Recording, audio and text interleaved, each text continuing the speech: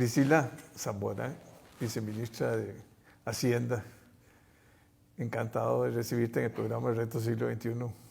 Muchas gracias, don Jorge. Y mi querido amigo, un gran conocedor del sistema tributario, Un gusto, Tomás. Yo quisiera como que entremos a ver, los enfoques distintos, ¿verdad? Uno es mayores ingresos, ¿verdad? Compromisos con el Fondo Monetario Internacional, interpretaciones. Hay una resolución de Sala Cuarta, ¿verdad? Que habla de que un poco que los ingresos que se generan de las empresas en fondos que se colocan que no están en el territorio nacional son gravables. Lo que es la renta global, que pareciera que eso ya se está implementando, ¿verdad? Aunque no está todavía por ley, ¿verdad? No, y bueno, ahí podemos hablar un poco de eso y de las tendencias también, ¿verdad? Bueno, sí. Mira, voy a robar 30 segundos para felicitar a doña Priscila hoy, porque hoy es el Día de la Mujer, y la verdad es que felicitarla por la posición de liderazgo que tiene, y ojalá que más mujeres en Costa Rica y en el mundo ostenten posiciones como la que tiene usted hoy en día. Muchas gracias, hermano. Sí. Muchísimas gracias por el reconocimiento. Y estamos iguales, hombre y mujer. No, lo importante aquí es, y yo quiero que comprendamos, el sector empresarial lo que necesita es tener claridad. ¿A dónde estamos? ¿Verdad? ¿Qué significa? ¿Qué repercusiones puede tener entrar a una renta mundial, que es lo que muchos europeos nos están presionando, ¿verdad? Aunque ellos tampoco lo cumplen en su totalidad, ¿verdad? Y si ese es un compromiso que se puede, digamos, reducir en el sentido de buscar una negociación. Primero, es muy extraño que el Ministerio de Hacienda hace un año más o menos se comenzó toda esta gestión por parte de la Unión Europea de hablar de la renta mundial, y hasta ahora se está metiendo en la discusión, ¿verdad? Pero bueno, si usted quiere, comience usted. Claro que sí, don Jorge. Muchísimas gracias por la invitación. Creo que estos espacios siempre son de suma importancia. Creo que para todos es de mucha utilidad poder tener la oportunidad de aclarar ciertos conceptos y ciertos temas que sin duda están ahí, que generan más preguntas que respuestas en muchas ocasiones, así que cualquier espacio que nosotros tengamos para poder hacer las aclaraciones y pues revisar qué preguntas hay, qué temas están todavía sobre la mesa y cómo buscar esos ámbitos de interés común para todos, ¿verdad? Y sobre todo, algo que usted mencionaba que es muy importante, y no solo para el sector privado, sino también para el sector público, que es la seguridad jurídica, ¿verdad? Es algo que ahora antes de iniciar la grabación comentábamos, ¿verdad? Yo soy abogada, entonces es un tema que entiendo a la perfección, y creo que pues tenemos de frente un sistema pues un tanto complejo. Tenemos muchos años de tener las cosas pues más o menos iguales, tal vez con la Ley de Fortalecimiento de las Finanzas Públicas, que recordemos fue aprobada en el 2018, en diciembre del 2018, se hizo un cambio significativo en términos del IVA, que teníamos un impuesto de ventas limitado solamente a los bienes, lo ampliamos a los servicios. Eso fue un cambio importantísimo para una economía que es de servicios, correcto. Sí. Eso era una gran deuda, ¿verdad?, que estaba pendiente. Se hicieron obviamente en esa ley también una serie de reformas que han tenido un impacto importante en el gasto, y lo vemos claramente, la no tan famosa regla fiscal, no tan querida regla fiscal por unos, querida por otros, que ha dado muy buenos resultados, ¿verdad? Y nos llevan a que tengamos las cifras fiscales que estamos teniendo en este momento. Y si ustedes recuerdan, en esta reforma también hubo una pequeña parte de renta, ¿verdad? Hubo algunos cambios sobre la ley actual. Y Y tal vez ahí el tema que nos podemos preguntar es, ¿qué pasa con nuestra ley de renta, con la ley de renta que tenemos en la actualidad? Y este comentario lo hago porque esto nos lleva un poco a qué fue lo que pasó, tomando su último comentario, sobre todo con respecto a la Unión Europea, ¿verdad? Que ha estado sobre la mesa en los últimos días, qué fue lo que pasó, qué fue lo que nos dijeron, hace cuánto empezó este tema. Entonces, a mí tal vez me gustaría empezar haciendo una aclaración de cuándo empezó realmente este tema y un breve recuento de los hechos. Entonces, hay una nota de diciembre del 2019 que se recibe en el Ministerio de Hacienda en enero del 2020, a donde la Unión Europea lo que hace es informarle al país, es informar lo que hacen, que han identificado que el régimen de renta, el sistema de imposición sobre la renta costarricense, tiene algunos aspectos que podrían ser, que potencialmente son perniciosos o dañinos, y que van a iniciar una revisión. Envían un cuestionario y a partir de ahí pasa más o menos 1 año y medio en el que lo que se hace es intercambiar preguntas y respuestas, preguntas y respuestas. Es en junio del 2021 donde llega el primer informe de la Unión Europea a donde concluyen que efectivamente el régimen tiene aspectos perniciosos. ¿Y por qué dicen que el régimen es dañino? Bueno, su principal argumento es que al estar exentas las rentas extraterritoriales, ¿verdad?, las que se generan fuera del país, que eso abre espacios para que haya doble no imposición. Y bueno, seamos honestos, ¿esto qué es lo que implica? Que hay rentas que no se estarían grabando en Costa Rica y tampoco se estarían grabando en otro país. Claro, ¿cuál es la pregunta de ¿y por qué no se estarían grabando en el otro país? Bueno, porque precisamente por la soberanía que tiene cada país, cada uno decide qué normas adoptar y se pueden dar, pues digamos que una disociación entre lo que pasa en un país y pasa en otro, alguien encuentra ese espacio y termina no pagando en ninguna parte del mundo. A eso le tenemos que sumar algo que usted mencionaba, que es el hecho de que la mayoría de los países europeos tienen un sistema, han adoptado un sistema de renta mundial, que lo que quiere decir este concepto de renta mundial es que en el país de residencia fiscal de la persona, física o jurídica, se le cobran impuestos por las rentas producidas en ese territorio y las producidas fuera del país. Entonces, renta mundial en toda su expresión es sobre las rentas activas o pasivas que se generen en el país y fuera del país. O sea, es toda su magnitud de capacidad económica 360. Eso es la renta mundial pura y dura, ¿verdad? Así funciona. Pero se permiten deducciones si pagas. Eso depende de cada país. Y tal vez ahí, porque se me va a olvidar. Sí, claro, adelante. Hay un par de cosas que yo también creo que es importante entender. Primero, que los regímenes tributarios, tanto de residencia como territoriales, que es el que tiene Costa Rica, o de fuente en realidad, a donde nosotros definimos por ley que la fuente es el territorio, por eso decimos que es territorial. En realidad ambos son muy comunes en el mundo y ninguno de los dos realmente es ni mejor ni peor que el otro. Lo que genera los problemas es la convivencia de los dos sistemas. Así es, el cruce, claro, el choque. Porque entonces, si vos tenés un régimen y yo tengo el otro, van a haber espacios donde alguien puede aprovechar precisamente para no entonces tributar en ningún lado. El régimen de Costa Rica, que es territorial, es normal que lo tengamos porque está ya bien visto por los economistas que el régimen territorial es mucho más beneficioso para los países en vías de desarrollo. Entonces, ¿qué es lo que vemos en el mundo? Lo que uno esperaría.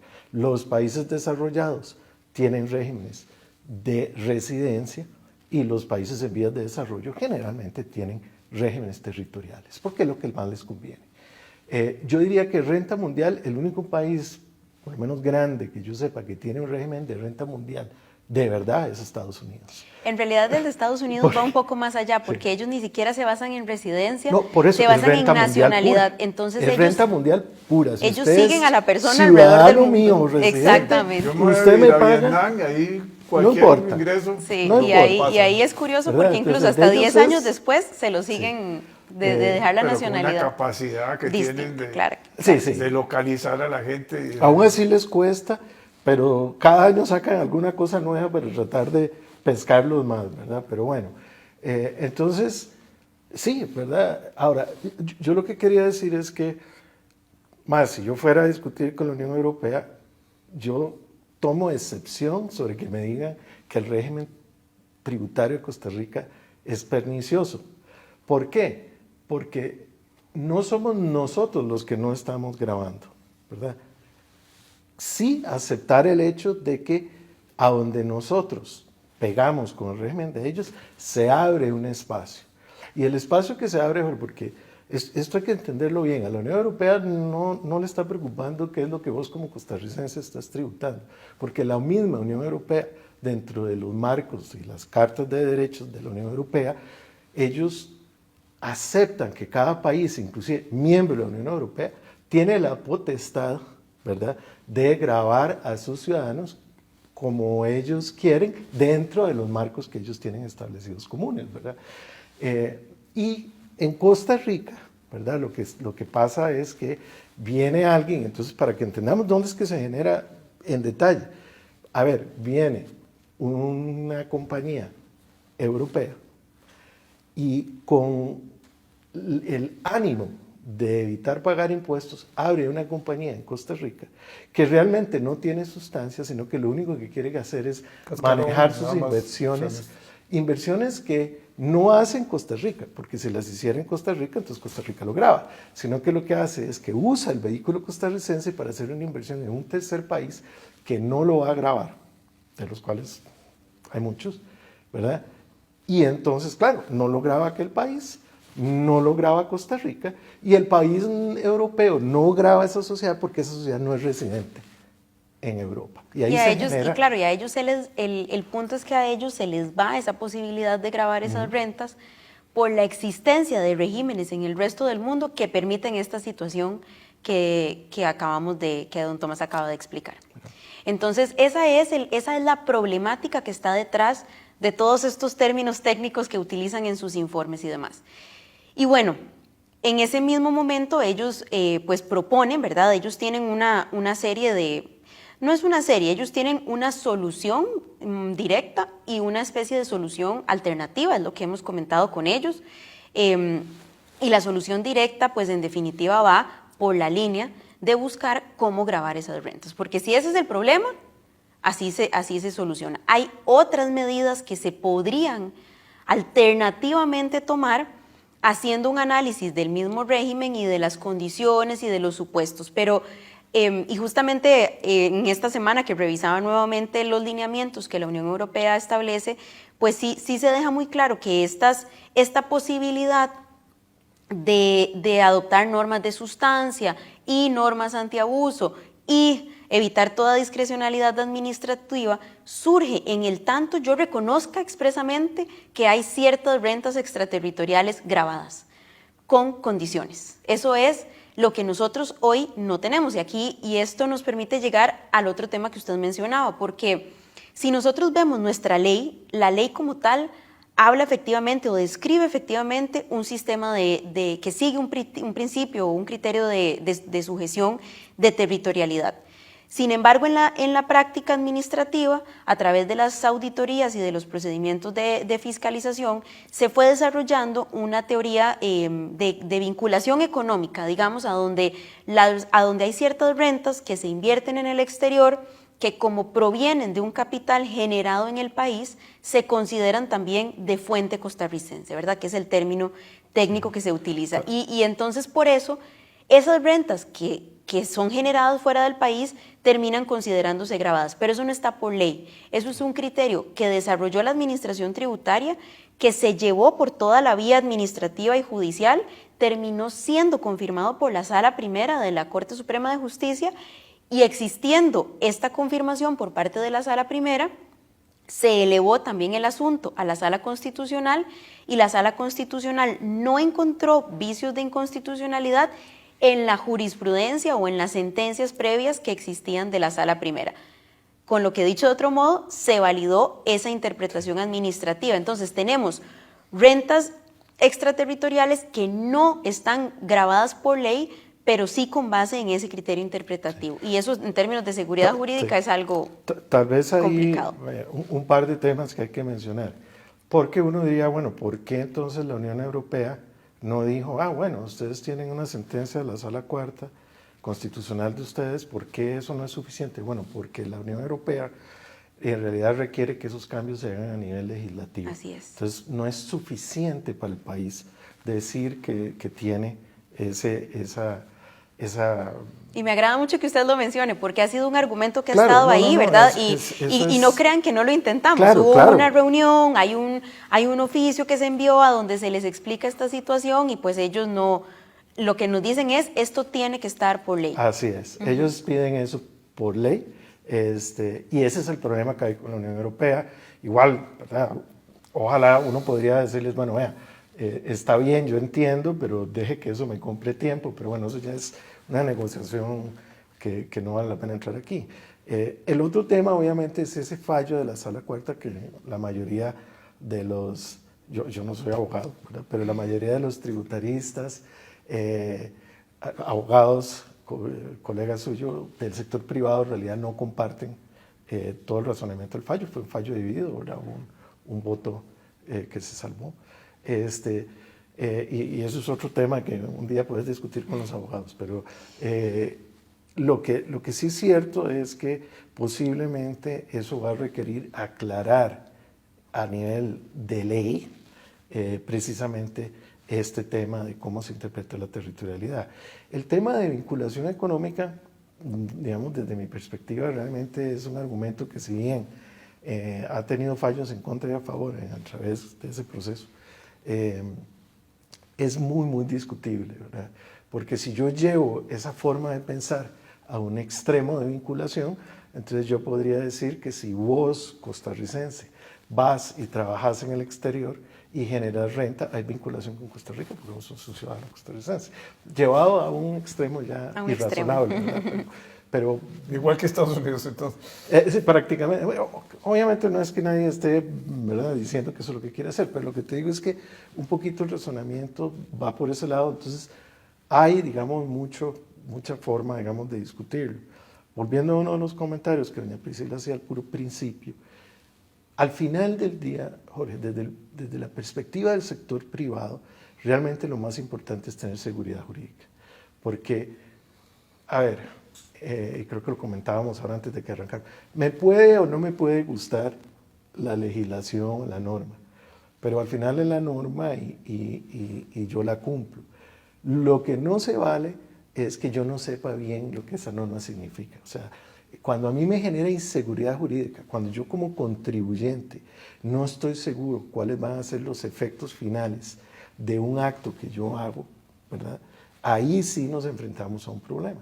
Y ahí hay gente de buena fe y de mala fe, ¿verdad? El de buena fe que tiene temor y hace las cosas como mejor le parece, ¿verdad? Exactamente. Y está el de mala fe que dice, yo me voy a aprovechar de la confusión para hacer algo que en el fondo creo que no es debido, porque creo que lo voy a pelear. Como me dijo un colega suyo también una vez que estaba haciendo algo que y me dijo, bueno, para eso soy abogado.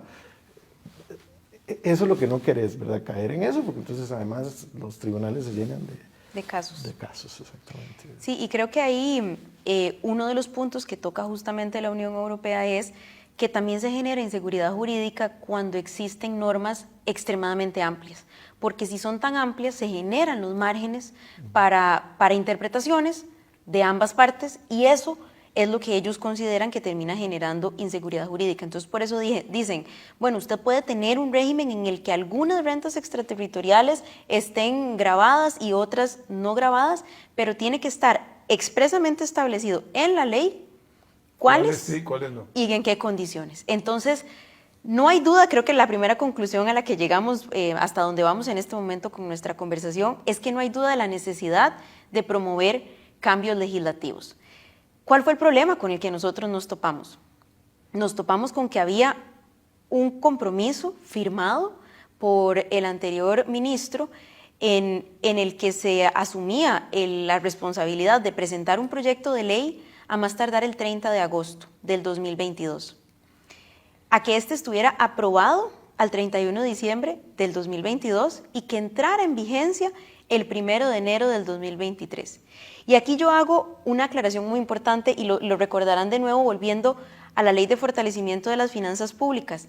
Les decía al puro principio que esta ley fue promulgada en diciembre del 2018 Y la primera cosa que entró en vigencia de la parte de impuestos fue hasta julio de 2019, porque al sector privado, a los contribuyentes, hay que darles un plazo para que se acomoden. Uno nunca puede diseñar una norma tributaria de fondo que vaya a tener un impacto del 31 de diciembre al 1 de enero. O sea, eso ya de por sí era un gran problema, porque entonces en realidad te ponía a que el 31 de diciembre no podía ser el 31 de diciembre. Mínimo, le puedes dar de cite 3 meses.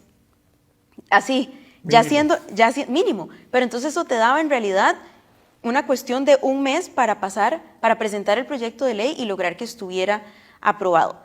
A todo esto, además, no existía un proyecto de ley realmente elaborado, sino que lo que existía era un borrador de unas normas que se había compartido con la Unión Europea y que ellos no habían pues validado que esas normas efectivamente fueran en la línea de lo que el país requiere cumplir para efectos de, pues de salir o evitar cualquier tipo de entrada en estas listas que sin duda tienen efectos pues no deseados, ¿verdad? Entonces, esto se junta además con un tema más macro que nosotros estamos viendo en este momento y que es importantísimo para el país y que tiene que ver con todos los acuerdos tomados con el Fondo Monetario Internacional.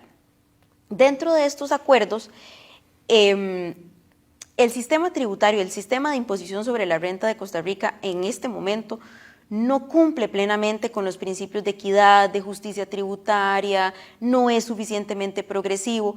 Entonces hay ciertos ajustes que uno tiene que hacerle al sistema que no necesariamente van a ser recaudatorios, pero que permiten que yo pase de gravar a la persona por cada una de las rentas que va generando de manera independiente y separada para pasar a gravarlas todas enfocadas en la capacidad económica de la persona, llámese persona física o persona jurídica. Eso es lo que popularmente conocemos como renta global, ¿verdad? Esa intención de que todo se sume en la misma bolsa. Claro, pero va más allá. Eso significa más ingresos para él. Probablemente, o sea, y a ver, debería. Porque suben las tasas, ¿verdad?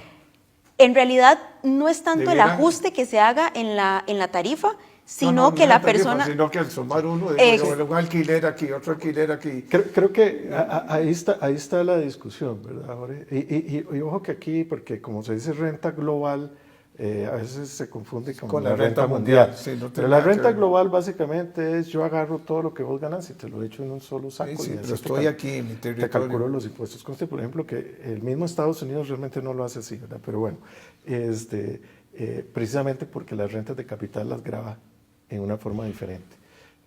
Pero el tema es, y un poquito a lo que vos vas, cuando uno hace esa reforma y uno dice, bueno, echemos todo en el mismo saco, entonces yo te digo, bueno, está bien, pero si usted me va a echar en todo el mismo saco, entonces revisemos un poquito los tramos, los tramos, para que...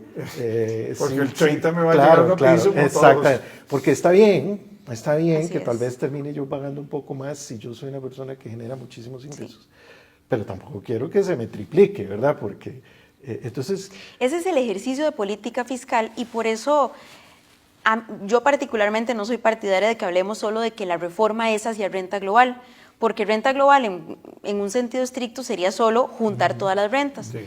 Y lo que ustedes están comentando es lo que se debe hacer desde una perspectiva de política fiscal y bajo lo que les estoy comentando de buscar que el sistema sea más justo. Tengo que revisar tasas, tengo que revisar tramos, tengo que hacer una revisión del sistema como un todo, asegurarme de evitar o eliminar las distorsiones que tengo hoy entre profesionales independientes y personas asalariadas.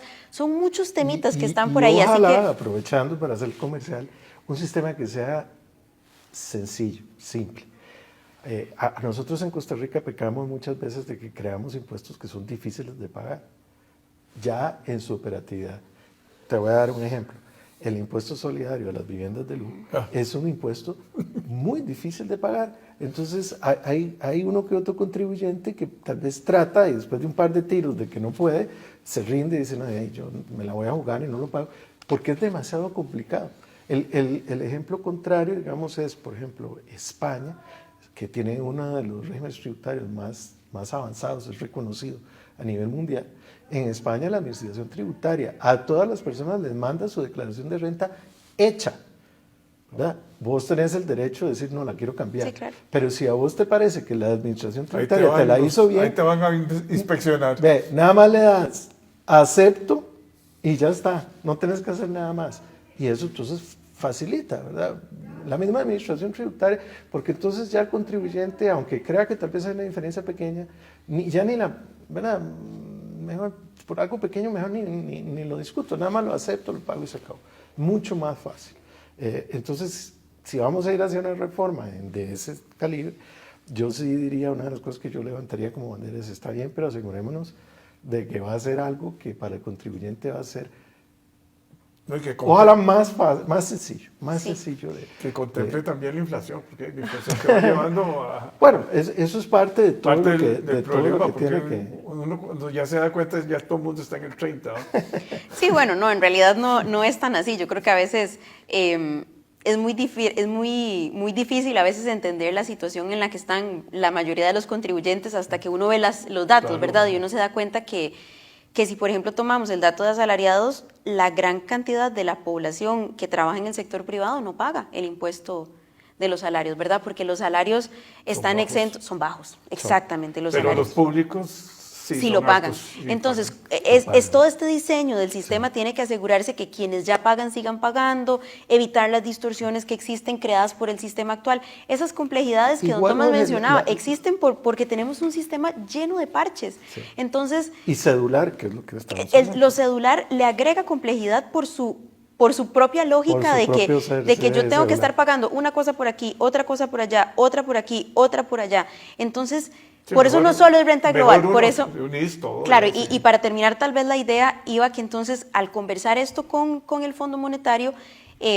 acudimos a ellos, a una asistencia técnica para revisar todos estos temas, ¿verdad? No un simple ejercicio de unificar las rentas, sino cómo le damos mayor progresividad y equidad al sistema tributario.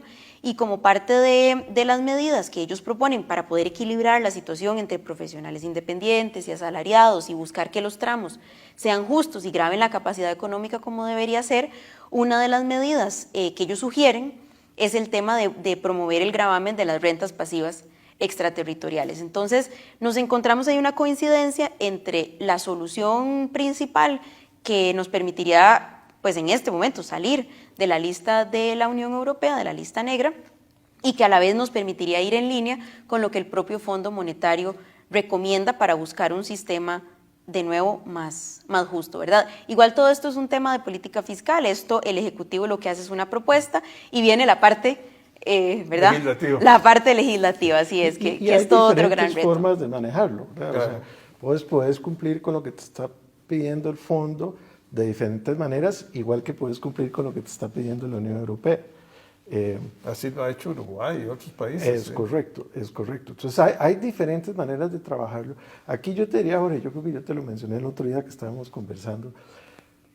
Lo importante es que cuando el Ejecutivo, y eventualmente el Legislativo, pero cuando el Ejecutivo plantea estas reformas, no lo haga con ánimo recaudatorio, sino con ánimo de justicia, de equidad tributaria, ¿verdad? Porque si lo hace con ánimo recaudatorio, ahí es donde choca con el sector privado, porque entonces obviamente, ¿verdad? Como decíamos antes de la charla, a nadie le gusta pagar los impuestos. Yo no dije eso, usted lo dijo. Yo lo dije, sí.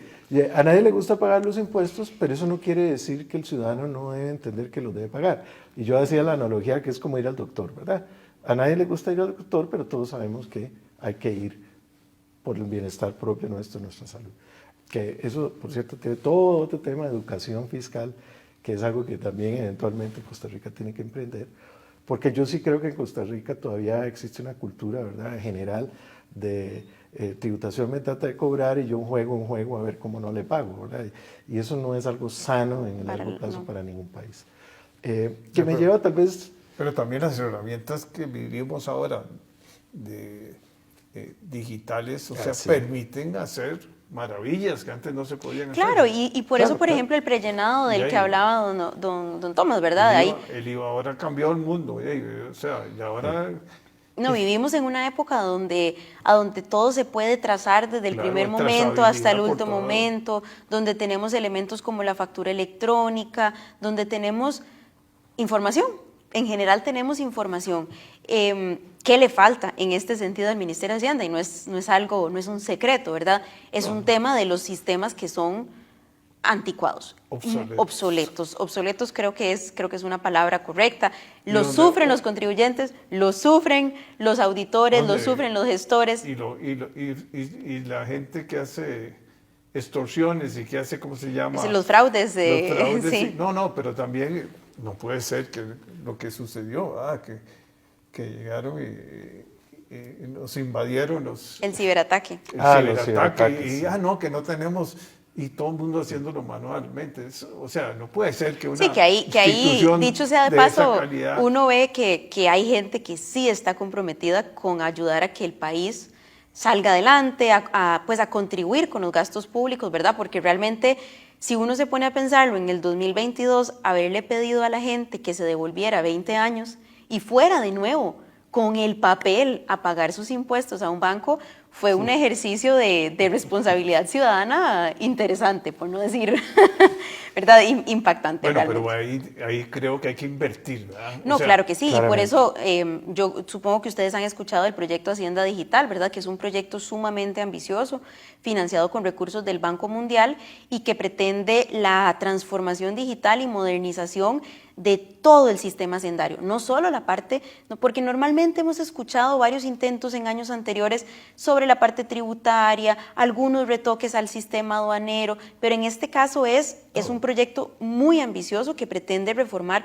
todo, desde la gestión financiera, presupuestaria, de recursos humanos, toda la parte de tributación, toda la parte tributaria y a su vez todo el proceso aduanero también. Entonces sale todo lo viejo y entra algo completamente nuevo. Entonces es un proyecto que nos va a llevar a eso. Obviamente eso no sucede de la noche a la mañana, ¿verdad? Ese proyecto ya está en ejecución y ya lo que falta es pues propiamente, ya se presentaron incluso pruebas de concepto, sí vamos avanzando con eso, pero bueno, yo no soy informática y no tengo idea de los plazos, pero sé que eso toma tiempo ir diseñando todo para que eventualmente todos lleguemos a tener una pantalla a la que accedemos y ahí hacemos todo, pero detrás de eso pasan miles de conexiones, interconexiones, interoperabilidad, hay muchas cosas que pasan ahí de que uno no ve y que son las que permiten que el sistema sea fácil. Y eso es en términos de simplificación. En realidad tampoco ganamos muchísimo si simplificamos una norma al 100% de lo que podamos, si tenemos a la vez un sistema que no nos permite la total simplificación. Entonces eso siempre tiene que ir una cosa de la mano con otra y por supuesto un factor importantísimo que son en todos estos procesos que son las personas. Pero, digamos, ya hay un proyecto de ley que presentó la fracción del PUS y la diputada. Pero mi pregunta es, ¿ustedes ya están presentando, preparándose? Sí, nosotros tenemos ¿Cómo está el lobby político? Porque esto es del Congreso, ¿verdad? Sí, y es uno de los temas que nosotros hemos tratado de hacer entender a la Unión Europea, que es, como Ejecutivo nos podemos comprometer a presentar el proyecto de ley y a mostrar y explicar por qué esta es nuestra posición, por qué nosotros consideramos que esto nos lleva a ser un país más justo, más equitativo y que a la vez cumplimos con los objetivos de lo que establece la Unión Europea, cumplimos con una de las sugerencias del Fondo Monetario. Nosotros planteamos y lo que queremos plantear es una visión integral. ¿Cuándo vamos a estar planteando el proyecto de ley? Tiene que estar antes del 31 de marzo porque es la fecha con la que está el compromiso con el Fondo Monetario Internacional de presentar un proyecto de ley. Entonces, este proyecto de ley de reforma integral del sistema de imposición sobre la renta, ya lo hemos conversado brevemente, las partes que interesan están conversadas también con la Unión Europea, ellos nos han dicho que esto va en la dirección correcta y ese proyecto de ley entonces sería presentado en el transcurso de este mes de marzo. Con respecto al proyecto... O sea, que faltan 3 semanas para presentar todo. A más tardar. A más tardar. Porque es el proyecto integral. Y eso se presenta a una comisión que se presenta a la Asamblea y le asignan una comisión. Sí. Ellos le asignan una comisión en la Asamblea.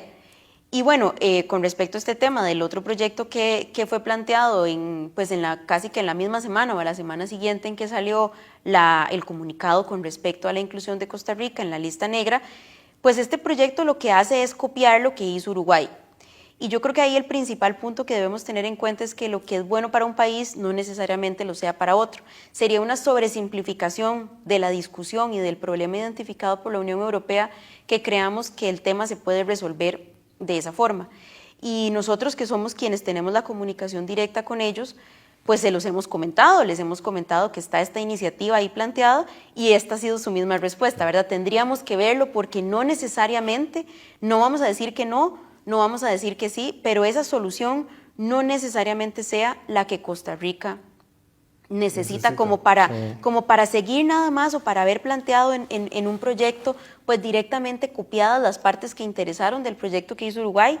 Y lo otro que ellos nos mencionan es Uruguay no solo modificó la ley de renta, modificó otra normativa secundaria o accesoria que no se va a visualizar en ese proyecto del que están copiando la legislación para efectos de ese proyecto que usted menciona. Tal vez ahí un par de comentarios. De hecho, la reforma de Uruguay fue una reforma muy grande que incluía esta parte. Es una reforma muy compleja. Sin embargo, este pedacito, ¿verdad?, era el que estaba hecho para precisamente atacar esta debilidad. Pero también atacar un montón de otras cosas. O sea, es una reforma, de hecho yo la vi porque se la pedí a nuestra socia tributaria en Uruguay, y es una reforma muy compleja.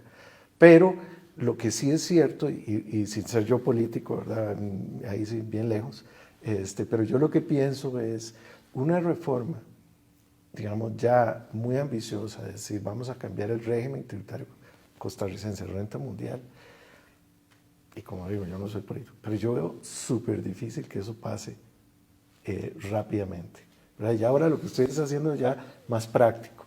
Entonces yo diría, tal vez sería mejor pasar algo como lo que está proponiendo, sin decir que eso está perfecto, porque yo lo leí también, tengo mis comentarios, pero digamos algo más al estilo de lo que está proponiendo en este momento el PUSC, porque tal vez eso tiene mejor opción de que pase más rápido, ¿verdad? Y ya después, entonces, con más tiempo, podemos hablar de una reforma más profunda.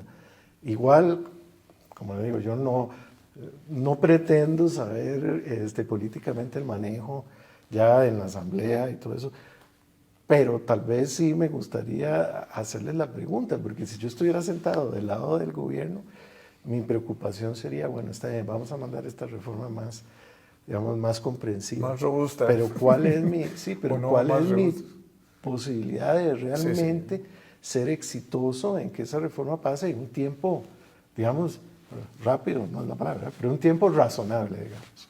Sí, aquí yo creo que, bueno, son varias cosas. Una primera es, los tiempos de la asamblea son los tiempos de la asamblea, ¿verdad? Ustedes y todos hemos visto cómo hay cosas que pasan impresionantemente rápido y otras que se quedan pegadas por razones de discusión política, que pues también debe darse porque el debate es importante. Creo que eso es algo que definitivamente habrá que valorar en el marco de la discusión, pero nuestra responsabilidad, porque no puede ser otra, es presentar un proyecto que vaya en línea con la equidad, con la justicia, con la simplificación. Estarle agregando parches a una ley de impuestos sobre renta ya cargada de parches es complejidad. Incluir normas que lo que pretenden es establecer condiciones y excepciones y este tipo de regulaciones agregan complejidad al sistema, ¿verdad? Entonces es un poco inconsistente que por una parte estemos todos clamando por simplicidad y seguridad jurídica para cumplir y que a la vez propongamos algo que lo que va a promover es mayor complejidad al sistema para ciertos grupos de contribuyentes. Entonces, no es algo que podemos descartar del todo porque, insisto, la discusión legislativa nos podrá ir llevando por uno u otro camino, pero nuestra posición inicial es buscar algo más lo mejor y lo más integral para el sistema tributario del país. A veces lo perfecto es el enemigo de lo bueno, ¿verdad? En el sentido de que bueno, muy políticamente no me respondieron, pero de cuál es la probabilidad y la verdad es que no esperaría que me lo conteste, pero de cuál es la probabilidad que el gobierno realmente cree que tiene de poder ser exitoso en pasar un proyecto de ese estilo en un tiempo razonable, porque eso es, a ver, de hecho fue todo un hito en Costa Rica poder pasar la última reforma, la del 2018, porque en Costa Rica, ¿cuántas reformas antes de eso se habían llevado a la Asamblea y no había logrado sacar, ¿verdad? Entonces uno, ya como ciudadano Y comenzó también, en el 2014, creo. No, ese no, ese proyecto pasó en menos de un año. Ese, Sí. por eso le digo que Sí. ese proyecto fue sorprendente. Ese proyecto pasó rápido. Para todo lo que traía que se lograra pasar tan rápido, ¿verdad? Pero tradicionalmente los proyectos de reforma tributaria en Costa Rica se pegan porque hay muchísimos intereses creados de los diferentes. Entonces siempre hay alguien que no le conviene y lo pelea a muerte, ¿verdad? Y cada uno tiene el derecho de hacerlo, como usted decía. Pero eso hace que entonces sea muy difícil tramitar ese tipo de legislación. Y por otro lado tenemos a la Unión Europea como insistiéndonos, ¿verdad?, de que efectivamente hagamos algo. Y ese hagamos algo no creo que les podemos decir, bueno, sí, vamos a durar unos añitos ahí discutiéndolo en la Asamblea Legislativa mientras va y viene. Entonces eso sí, digamos, es una preocupación. No podemos posponer. Y coste, ya lo hemos pospuesto. La negociación con ellos, digo negociación relativamente, pero digamos mejor la comunicación con ellos es constante. O sea, en este momento pues hay intercambios de correos constantes, hay llamadas programadas de manera constante para irlos informando de todo lo que va pasando, de cómo se van moviendo las diferentes pues decisiones, cómo va el proyecto. Como les decía, ya lo compartimos, lo vimos con ellos. O sea, realmente creo que ese canal de comunicación tiene que estar muy abierto y como país necesitamos hacer el esfuerzo de que entiendan cuáles son los tiempos y las realidades, ¿verdad? Porque también a veces uno se pregunta cómo funcionará en estos otros países, o sea, que pretenden que algo, como les decía, para aceptar un compromiso de agosto a diciembre.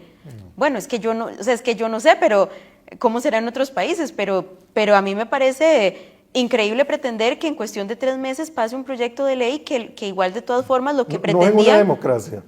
Que lo que pretendían era reformar el sistema de renta que a ver, o sea, ustedes lo saben y basta con que recurramos al pasado reciente. Cada vez que se mencionan estos temas se genera muchísima discusión, hay muchas dudas, hay mucha discusión, hay muchos intereses de una parte y de otro. Y eso es normal en cualquier país, en cualquier democracia. Entonces, qué complicado es hacer ver a veces que el compromiso está, que la decisión de buscar algo que vaya en esa línea está, pero que no necesariamente se puede sacar en los tiempos tan reducidos en los que se pretende que se hagan